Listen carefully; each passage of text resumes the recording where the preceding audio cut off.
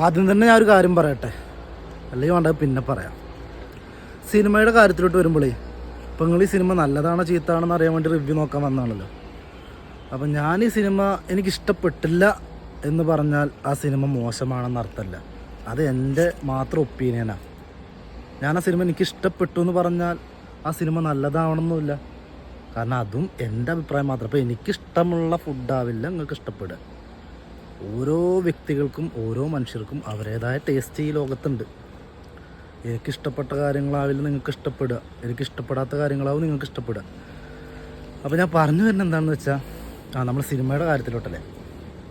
ഇപ്പോൾ സിനിമയുടെ കാര്യം വരുമ്പോൾ അങ്ങനെയാണ്. എനിക്ക് ഈ സിനിമ ഇഷ്ടപ്പെട്ടില്ല എന്നെൻ്റെ പേഴ്സണൽ അഭിപ്രായത്തിൽ ഞാൻ പറഞ്ഞാൽ ചിലപ്പോൾ നിങ്ങൾ പോയിട്ട് ചിലപ്പോൾ ഇപ്പോൾ ഈ സിനിമ കാണാൻ നിൽക്കുന്നവരടക്കം സിനിമ ചിലപ്പോൾ പോയി കണ്ടെന്ന് വരില്ല.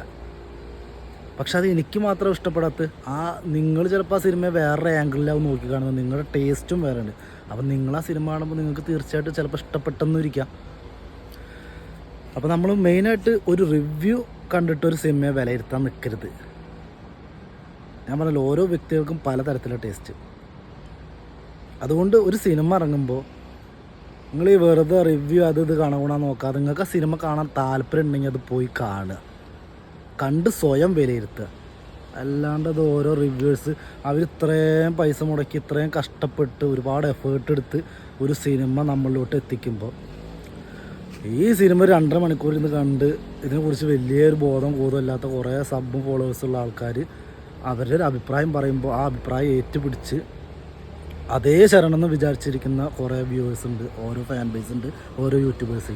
അപ്പോൾ അവർ പറയുന്നത് ശരിയെന്ന് വിചാരിക്കരുത്. നിങ്ങൾ പോയിട്ട് നിങ്ങളുടെ ഒരു അഭിപ്രായം തീർച്ചയായിട്ടും നിങ്ങൾ സിനിമ കാണുമ്പോൾ നിങ്ങൾക്കാണ് അതിൻ്റെ അഭിപ്രായം.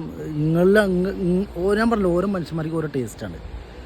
അപ്പോൾ ഒരിക്കലും ഒരു റിവ്യൂവർ പറയുന്നതനുസരിച്ച് ഒരു സിനിമയെ വിലയിരുത്താൻ നിൽക്കുക. നിങ്ങൾ പോയി കാണുക, നിങ്ങൾ സ്വയം വിലയിരുത്തുക. എന്തിനും മറ്റുള്ളവർ ഒപ്പീനിയൻ എടുക്കാൻ നോക്കണം. റിവ്യൂ ആകാൻ സിനിമ കാണാൻ വന്നില്ല. എന്താ